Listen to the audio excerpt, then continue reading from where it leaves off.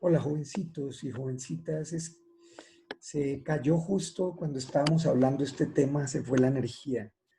Este, Aquí el punto es sobre el mosaicismo. Recuerden que el mosaicismo se configura es en el individuo, no es hereditario, porque no es por no es por un error en la meiosis ni materna ni paterna, es un error en la mitosis del individuo, ¿no? O sea que es una mutación cromosómica nueva.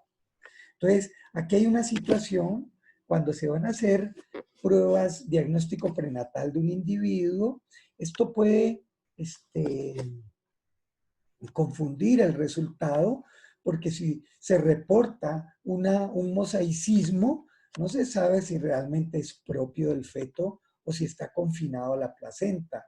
¿Por qué? Porque como ustedes ven, ¿de qué va a depender el compromiso de las células con la línea cromosómica alterada? ¿De en qué momento ocurre la no disyunción en el feto? Entonces, si ocurrió bien temprano, va a haber un mosaicismo generalizado, ¿no? En cambio, si ocurrió en cierto momento, cuando estaba ocurriendo la implantación, en algunas células de esas, del blastocisto, pues va a haber un mosaicismo, pero en la placenta, ¿sí ve? Entonces es diferente. Y un mosaicismo generalizado pues se va a dar cuando ocurre muy temprano en la embriogénesis. El punto pues es que cómo se configura el mosaicismo por una no disyunción en la mitosis durante la embriogénesis. Ahora, ¿por qué en la mitosis? Pues porque ustedes lo ven aquí, una mitosis normal genera dos células hijas idénticas, pero si en una de ellas hay una no disyunción de un cromosoma, observe que este fue a parar acá, esta célula, y esta célula se quedó sin este. Por lo tanto, la célula quedó monosómica y esta célula no es viable. En cambio, esta célula es trisómica y sí es viable. Y aquí la vemos de este color. Las demás células van a ser normales. Entonces, por eso vemos que esto es un mosaico. Va a haber una línea celular trisómica y las otras van a ser líneas celulares normales, con 46 cromosomas. ¿De acuerdo? Entonces, ¿cuáles son los riesgos de recurrencia? O sea, si un niño nace con una condición cromosómica, pero por mosaico, la preocupación de los padres va a ser si ellos van a tener un riesgo de repetición de esa condición. La respuesta es que no tienen ningún riesgo. ¿Por qué? Porque no es hereditario. El error fue en el feto. Como ocurrió en el feto, entonces no hay una predisposición ni en el papá ni en la mamá de generar esa condición genética.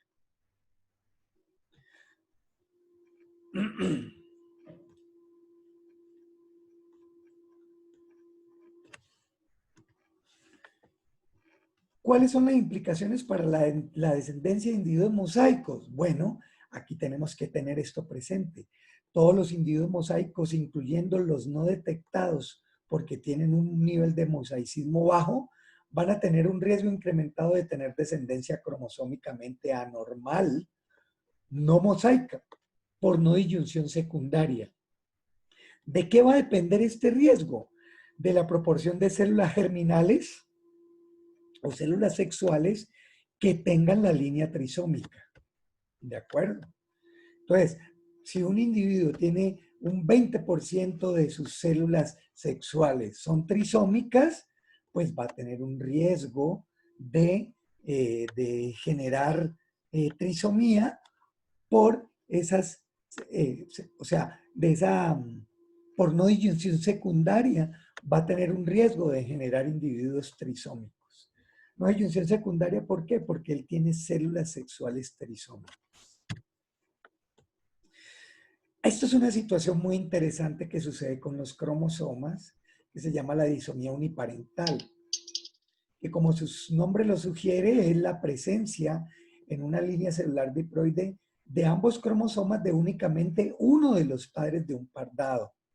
¿De acuerdo? O sea, lo normal es que uno para un cromosoma en particular tiene un cromosoma de herencia paterna y el otro cromosoma de herencia materna.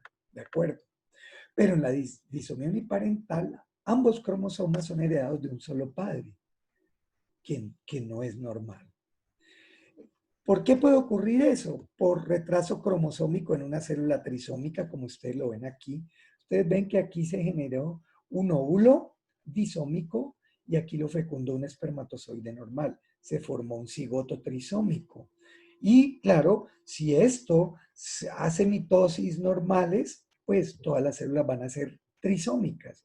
Pero si hay un retraso de este cromosoma, que es el paterno, observen que esta célula se va a quedar es con dos cromosomas paternos. Supongamos que este es el cromosoma 15.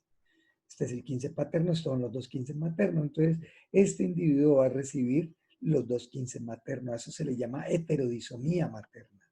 Y claro, aquí hay una disomía uniparental. ¿Por qué? Porque estos dos cromosomas provienen de un mismo padre, en este caso de la mamá.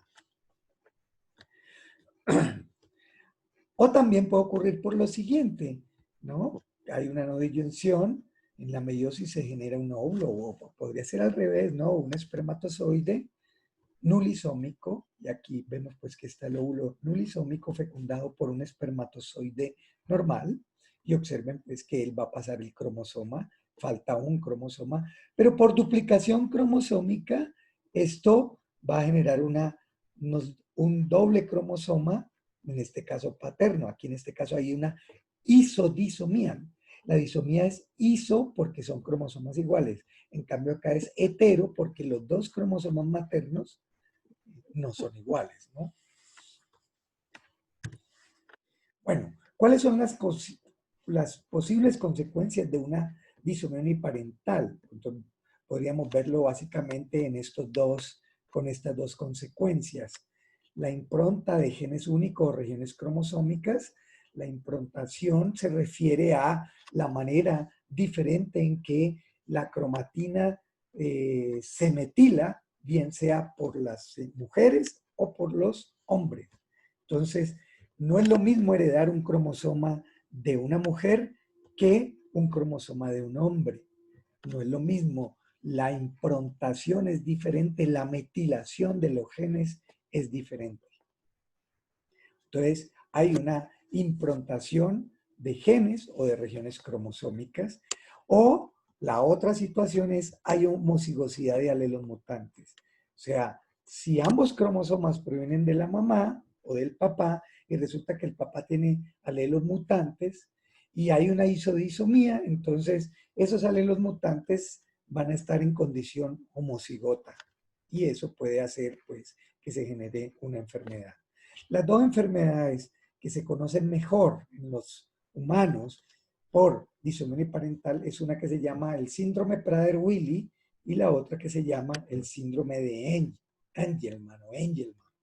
Entonces, el Prader-Willi, observen, ocurre porque hay una disomía uniparental, ¿no? Materna. Y entonces, miren lo que sucede con la improntación. ¿Qué significa improntación? Metilación. Si hay metilación, los genes de esta zona, de aquí a esta zona que está en oscuro, no se expresan. En cambio, si este individuo tuviera un cromosoma 15 paterno, estos genes sí se expresarían. Pero como los tiene ambos maternos, estos genes no se expresan. Y eso responde por la enfermedad o por el síndrome Prader-Willi. Lo contrario ocurre con el síndrome Angelman, en donde los dos cromosomas 15 no se heredan de la madre, sino del padre, como lo vemos aquí, ¿no? La disomía paterna del 15 causa síndrome de Angelman. De hecho, también hay disomía uniparental en ciertas situaciones de retardo en el crecimiento intrauterino. Por ejemplo, en este enanismo que se llama Russell-Silver, que compromete al cromosoma 7, donde hay una disomía uniparental. Estos son niños chiquiticos, bien formaditos, como ustedes ven, proporciones normales, pero con unas facies muy singulares, ¿no? Cara triangular, ¿no? Tienen inteligencia normal, pero tienen un desarrollo mayor de un lado respecto del otro. Y es por una disomía uniparental del cromosoma 7. Otra situación que tiene que ver con los cromosomas y que ya alguna vez habíamos mencionado son los síndromes de microdelección, que demuestran pérdida de cromatina de un solo padre, ¿no?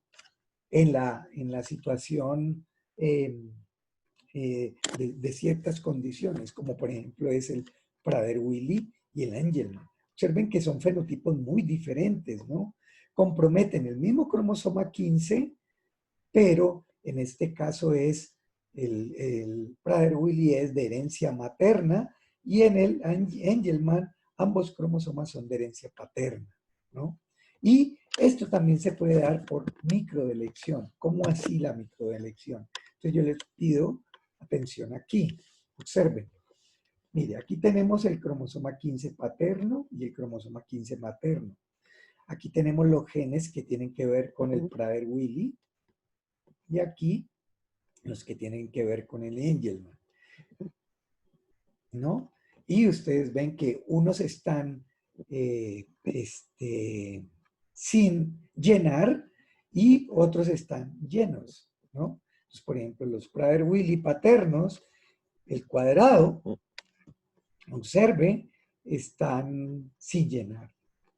Pero los genes que tienen que ver con Angelman están llenos. ¿Qué quiere decir llenos? Inactivos. O sea, aquí el cromosoma 15 paterno, estos genes están prendidos, estos están apagados. Y en el materno, estos genes están prendidos, estos están apagados. Ahora, ¿qué sucede si ocurre una microdelección? ¿No? Entonces, si por ejemplo ocurre una microdelección, observen, ¿no? ¿Qué va a suceder? Si la microdelección es paterna, observen que quien se expresa, ¿quién es? El cromosoma materno.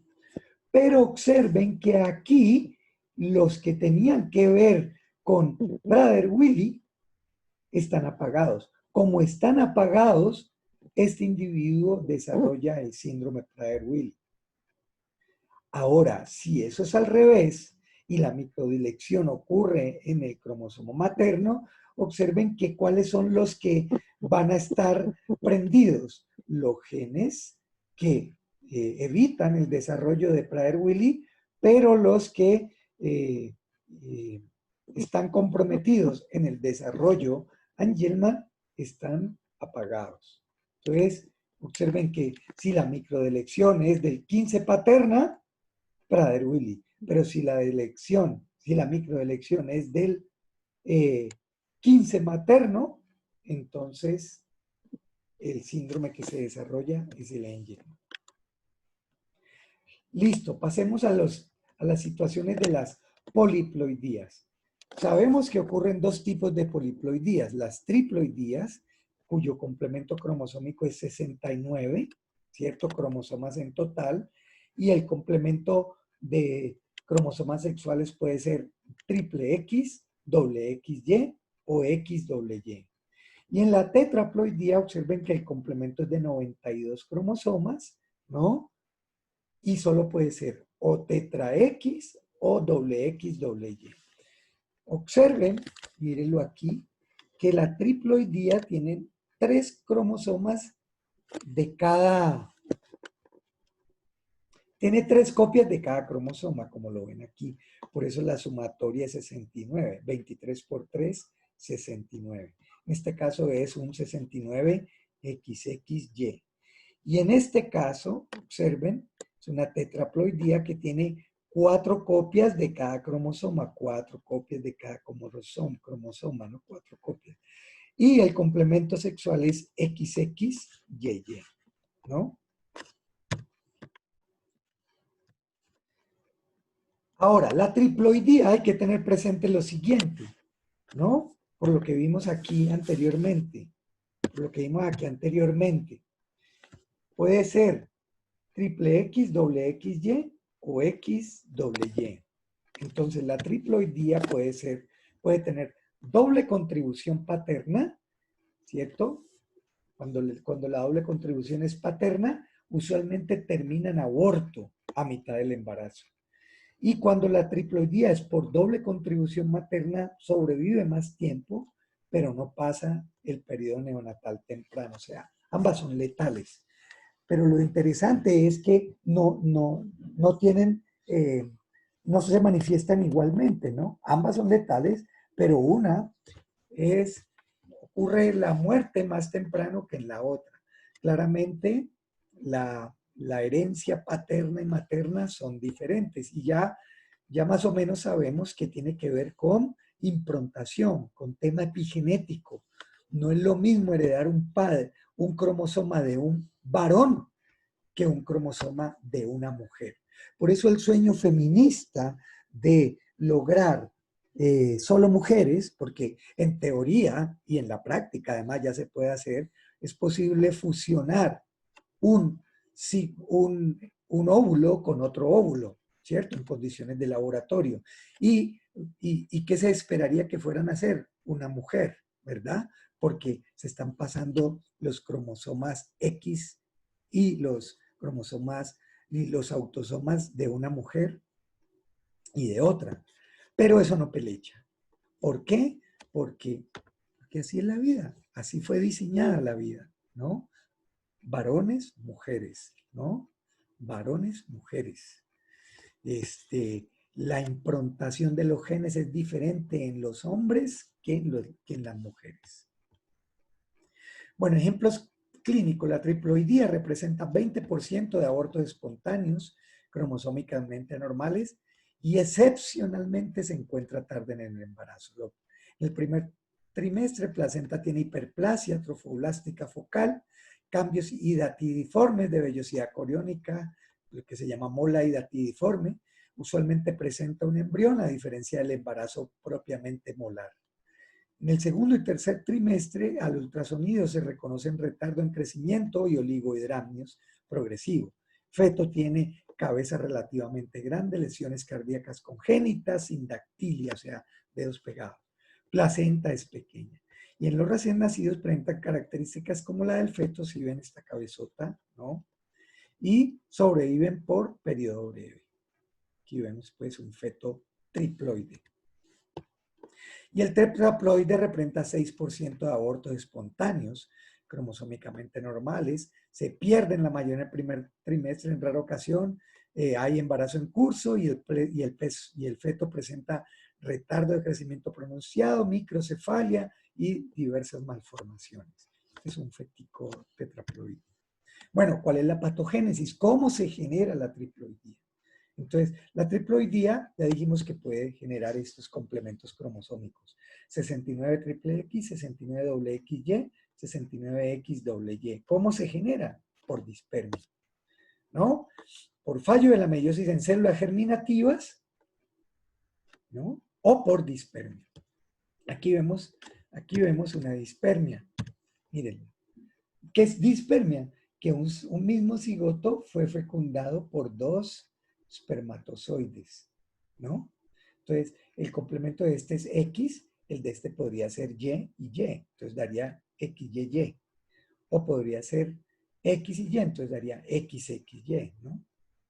Pero otra manera es que sea por fallo de la meiosis. Entonces, si es fallo de la meiosis, hubo se generó un gameto diploide que fue fecundado por un espermatozoide haploide. Entonces, este va a ser XX y si este es Y, pues da XXY. O XX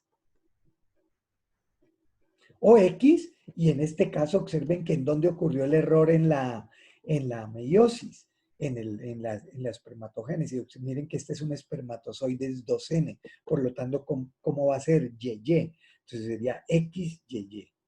De tal manera que la proporción es por dispermia 66%, Por error en la meiosis materna, 10%, y por error en la meiosis paterna, 24%. Y la tetraploidía es falla en la primera división del embrión inmediatamente después de fertilización, o sea, es un error mitótico. Observen, ocurre la fecundación normal, se genera el cigoto 2N, pero cuando duplica el material genético no se separa y queda una célula tetraploide y la otra célula queda sin cromosomas, por supuesto no viable. Pero esta luego tiene todos los desórdenes asociados con la tetraploidía. ¿Cuál es el riesgo de repetición? Pues ninguno, porque ustedes ven que aquí no hay nada hereditario. Todos son errores, ¿no?